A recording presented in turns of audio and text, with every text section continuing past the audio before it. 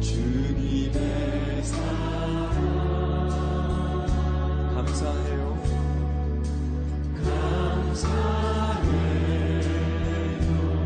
주님의 은혜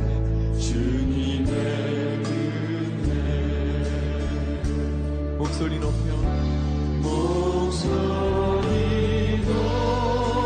주님을 영원히 찬양해요. 나의 전부이신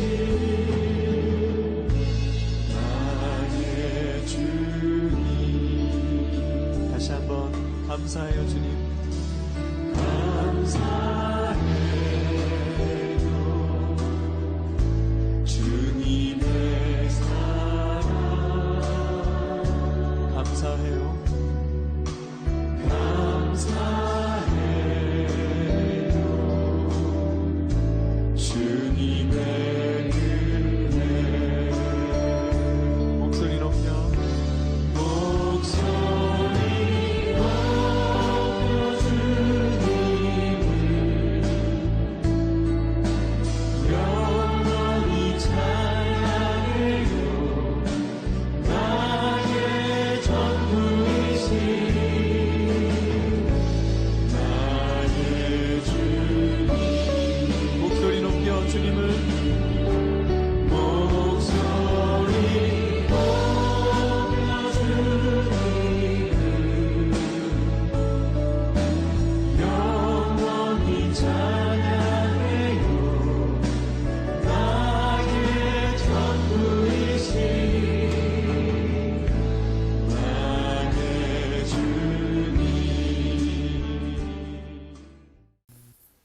오늘의 말씀은 다니엘서 3장 13절에서 23절까지입니다.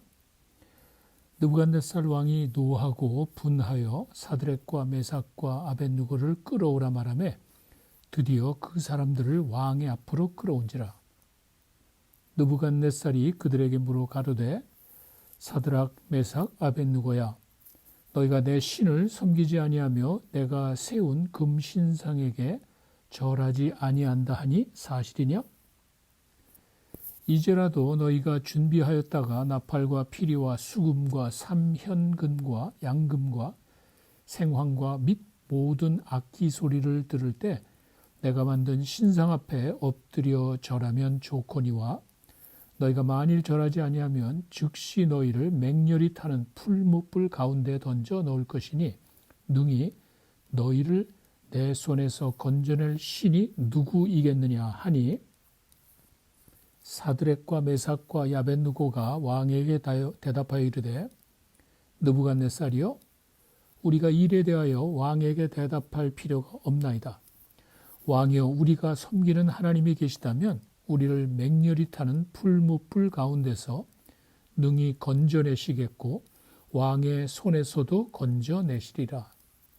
그렇게 하지 아니하실지라도 왕이여 우리가 왕의 신들을 섬기지도 아니하고 왕이 세운 금 신상에게 절하지도 아니할 줄을 아옵소서. 느부갓네살이 분이 가득하여 사드락과 메삭과 아벳느고를 향하여 얼굴빛을 바꾸고 명령하여 이르되 그 풀무불을 뜨겁게 하기를 평소보다 7배나 뜨겁게 하라 하고 군대 중 용사 몇 사람에게 명령하여 사드락과 메삭과 아벳느고를 결박하여 극렬히 타는 풀무불 가운데 던지라 하니라. 그러자 그 사람들을 겉옷과 속옷과 모자와 다른 옷을 입은 채 결박하여 맹렬히 타는 풀무불 가운데 던졌더라. 왕의 명령이 엄하고 풀무불이 심히 뜨거움으로 불꽃이 사드락과 메삭과 아벳느고를 붙든 사람들을 태워 죽였고 이 세 사람 사드락과 메삭과 아벳느고는 결박된 채 맹렬히 타는 풀무불 가운데 떨어졌더라. 다니엘이 느부갓네살 왕의 꿈을 해석해 주었을 때 느부갓네살 왕은 너무도 놀라서 다니엘에게 엎드려 경배를 했습니다. 다니엘의 하나님을 경외했던 것입니다. 2장 46절에 보면 이렇게 되어 있습니다. 이에 느부갓네살 왕이 엎드려 다니엘에게 절하고 명하여 예물과 향품을 그에게 주게 하니라. 이렇게 되어 있습니다. 그러면서 27절에 하는 말이 다니엘의 하나님은 참으로 놀라운 신이라는 사실을 고백하면서 모든 신들의 신이라고 이렇게 이야기를 합니다. 자신도 놀랄 정도의 놀라운 엄청난 지혜를 가지신 하나님을 인정한 것입니다. 그러면서 2장 49절에 가면은 다니엘의 세 친구들을 지방에 일을 할 수 있도록 임명했다고 되어 있습니다. 다니엘은 자신만이 높은 지위에서 일을 하게 된 것이 아니고 자신의 세 친구들을 느부갓네살 왕에게 추천해서 바벨론의 지방에서 일을 하도록 하게 해 준 것입니다. 그리고 자신은 궁전, 왕궁에 남아 있었던 것입니다. 친구들은 지방에서 일을 하고 다니엘은 왕궁에 남아 있었다는 그 말입니다. 그런데 그 이후에 보면 느부갓네살 왕이 자신의 신상을 만들어 절을 하게 하였을 때 그 신상에 절을 하지 않는 다니엘의 세 친구들을 고소하는 장면이 나옵니다. 다니엘 3장 12절에 가면 이렇게 되어 있습니다. 이제 몇 유다 사람 사드락과 메삭과 아벳느고는 왕이 세워 바벨론 지방을 다스리게 하신 자이언을 왕이여 이 사람들이 왕을 높이지 아니하며 왕의 신들을 섬기지 아니하며 왕이 세우신 금 신상에게 절하지 아니하나이다. 이 말을 들은 왕은 엄청 화가 치밀러 올랐습니다. 13절에 노하고 분하여 이렇게 되어 있습니다. 느부갓네살 왕의 감정이 어떠했는지를 보여주는 장면입니다. 왕은 당장에 그들을 끌어오라고 하고 정말 절을 하지 않았는지를 확인하려고 했던 것입니다. 그러면서 15절에 이제라도 절을 하라고 권면을 합니다. 기회를 다시 한번 준 것입니다. 느부갓네살 왕은 자신에 대한 충성심을 확인하고 싶었던 것입니다.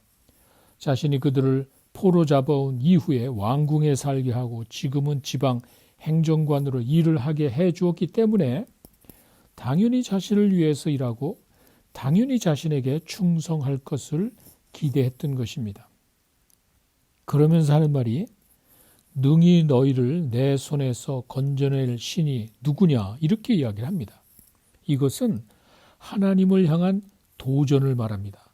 자신보다 뛰어난 신을 인정하지 않는 그런 모습을 말합니다. 그런데 우리가 이미 살펴봤듯이 다니엘이 느부갓네살 왕의 꿈을 해석해 주었을 때 느부갓네살 왕은 너무 놀라서 다니엘에게 엎드려 경배를 했습니다. 그러면서 하는 말이 다니엘이 믿는 하나님은 모든 신들의 신이고 모든 왕의 주제십니다. 이렇게 고백을 했습니다. 그런데 지금은 자신이 최고라고 하면서 자신이 한 말을 이전에 고백한 말을 한순간에 뒤집어 엎은 것입니다. 이것은 권력을 가진 자들의 전형적인 모습입니다. 권력의 눈이 어두워 자신이 한 말도 한순간에 뒤집어 엎어버리고 언제 그랬냐는 듯이 항상 기회적인 모습으로 살아가는 것입니다. 자신의 꿈을 해석해 주었을 때는 몸을 낮추면서 이제는 자신이 최고라고 자기보다 뛰어난 신이 어딨냐고 이야기를 하고 있습니다. 어느 신이 감히 내 손에서 너희들을 건져내겠느냐. 이건 하나님을 향한 어리석은 도전의 모습입니다. 이에 대한 다니엘의 세 친구들의 반응이 아주 놀랍습니다. 너무도 감동적입니다. 왕에게 대답할 필요조차 없습니다. 말도 안 된다는 그런 말입니다. 당신이 그렇게 우리를 뜨거운 풀무 속에 던져도 하나님께서는 분명히 우리를 건져 주실 것이지만 그리 아니하실지라도 하나님께서 그렇게 하지 않으신다 해도 자신들은 그 신상에 절을 하지 않겠다는 단호한 신앙의 모습을 보여준 것입니다. 그러니 왕이 얼마나 화가 치밀어 올랐겠습니까? 자신을 무시하고 말을 듣지 않는 그들에게 느부갓네살 왕은 당장에 뜨거운 풀무 속에 집어 던지라고 하면서 평소보다 더욱 뜨겁게, 그것도 7배나 더 뜨겁게 하라고 했습니다. 왕의 마음이 얼마나 격분하고 있는지를 보여주는 장면입니다. 그런데 완전 군장하고 철저하게 옷을 입고 다니엘의 세 친구들을 불 속에 던지러 갔던 사람들은 모두 그 불이 너무 뜨거워서 죽게 되었습니다. 다니엘의 세 친구들은 결박된 채로 그 풀무 속에 던지워졌던 것입니다. 이것이 본문의 내용입니다. 여기서 우리가 깨닫게 되는 교훈은 먼저 인간의 욕심이 얼마나 무섭고 어리석은 것인지를 볼 수 있습니다. 느부갓네살 왕은 자신이 권력을 가지고 있기에 무엇이든지 마음대로 할 수 있고 그것을 다른 사람들에게 보여주고 싶었던 것입니다. 이것은 권력을 가진 자들의 일반적인 모습입니다. 그들은 그런 모습 때문에 또 스스로 멸망의 자리로 빠져 들어가게 됩니다. 아무리 권력이 좋다고 하지만 그 한계가 분명히 있기 마련인데도 일단 권력의 눈이 어두워지면 그것을 잃어버리고 스스로 자신이 최고가 된 것이냐, 아니 자신이 스스로 신이 되고자 하는 그런 마음이 있는 것입니다. 인간이 스스로 신의 자리에 가고자 하는 것 자체가 무모한 욕심이고 어리석은 모습이기도 합니다. 그런데 실제로 권력을 가진 자들은 그것을 보지 못하고 자신의 힘과 권력만 믿고 무엇이든지 자신이 원하는 것을 하려는 더러운 욕심과 어리석은 모습을 가지고 있습니다. 한때 자신이 스스로 인정하고 높이 경배를 했던 하나님에 대한 그의 마음은 사실 진실한 것이 아니었기 때문에 이제는 자신이 스스로 그 자리에 올라간 것입니다. 자신보다 뛰어난 신이 어디냐? 큰 소리치면서 자기 마음대로 하려고 했던 것입니다. 이것이 인간의 욕심이고 결국에는 그것으로 인해 멸망의 자리로 내려가게 된다는 말입니다. 지금도 권력을 가진 자들은 이런 모습으로 살아가고 있습니다. 그 권력을 이용해서 자기 마음대로 자기가 원하고자 하는 뜻을 이루고자 하는 아주 더러운, 잘못된, 부끄러운 욕심을 가지고 살아갑니다.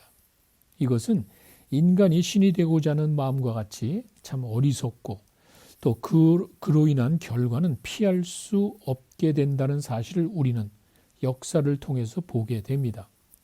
야고보서 1장 15절에 보면 욕심이 잉태한 즉 죄를 낳고 죄가 장성하여 사망에 이른다고 했습니다. 이렇게 권력을 가진 자들은 그 욕심으로 인해서 큰 죄를 짓고 그것 때문에 멸망에 이르게 된다는 것입니다. 또 한 가지 기억할 것은 참된 신앙의 모습이 어떤 것인지를 볼 수 있습니다. 다니엘의 세 친구들은 느부갓네살 왕과는 대조적으로 철저하게 하나님을 의식하고 인정하는 신앙의 모습을 보여주었습니다. 그런 신앙의 모습은 환경에 좌우되는 것이 아님을 우리에게 보여준 것입니다. 진정한 신앙은 이렇게 환경에 좌우되는 것이 아니고 철저하게 하나님만을 바라며 어떤 환경과 조건에서도 흔들리지 않는 신앙이라는 사실을 우리에게 보여줍니다.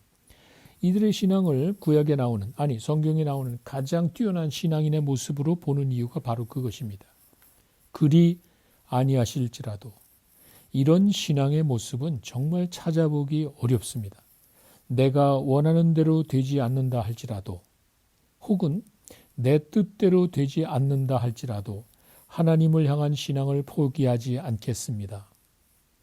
정말 이런 신앙은 보기 드뭅니다. 무조건적으로 하나님을 사랑하고 철저하게 또 순수한 신앙의 모습으로 하나님을 기쁘시게 하고 하나님의 영광을 드러내는 참된 신앙의 모습이기도 합니다. 그 당시를 살아가는 신앙인들, 특별히 하나님을 믿는 유대인들에게는 엄청난 도전과 감동을 주는 놀라운 신앙의 모습입니다.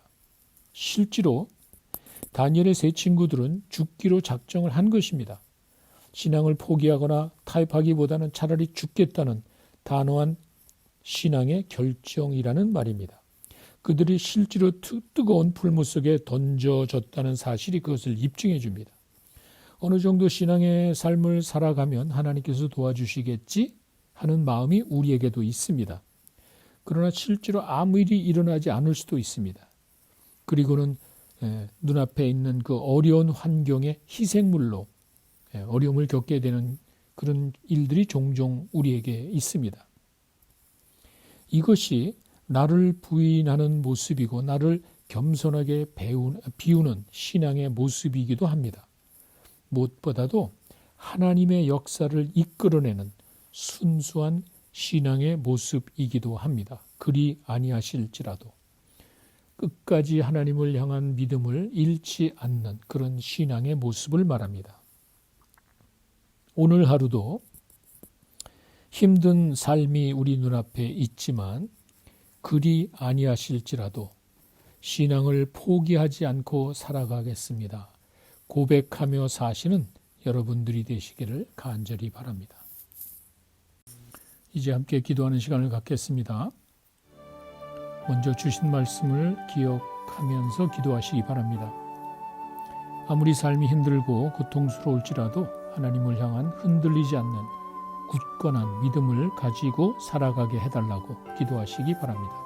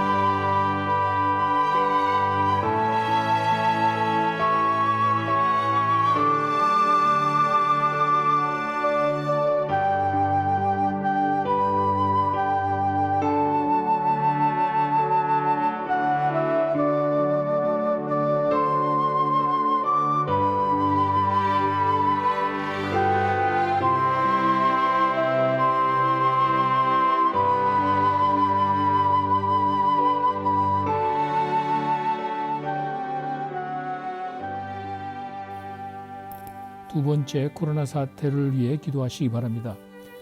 한창 코로나 사태가 퍼져나갈 때 이 지역 노스캐롤라이나 지역이 락다운 됐습니다. 그때 확진자 숫자가 하루에 한 1,000명에서 1,500명 정도였습니다. 그런데 어제는 이 지역에 4,000명이 넘는 확진자가 나왔습니다. 엄청난 숫자입니다. 하루속히 코로나 사태가 안정될 수 있도록 기도하시기 바랍니다.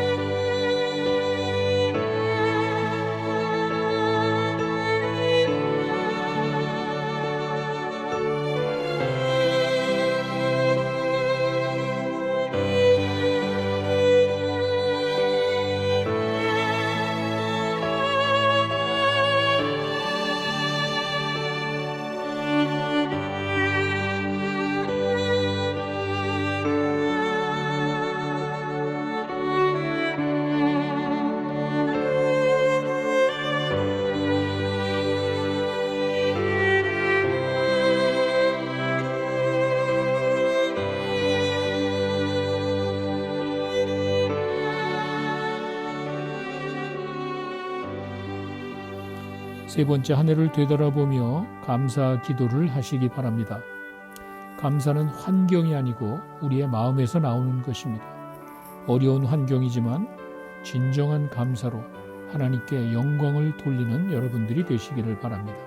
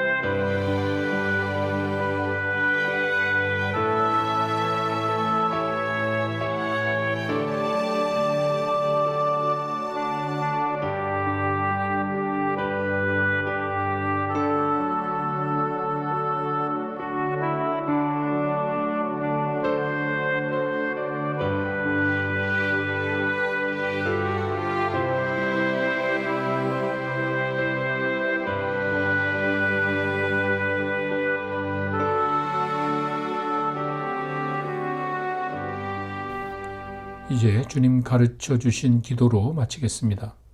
하늘에 계신 우리 아버지, 이름이 거룩히 여김을 받으시오며 나라의 마옵시며 뜻이 하늘에서 이루어진 것 같이 땅에서도 이루어지이다.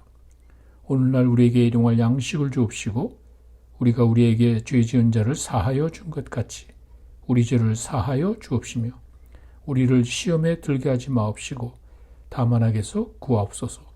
나라와 권세와 영광이 아버지께 영원히 있사옵나이다. 아멘.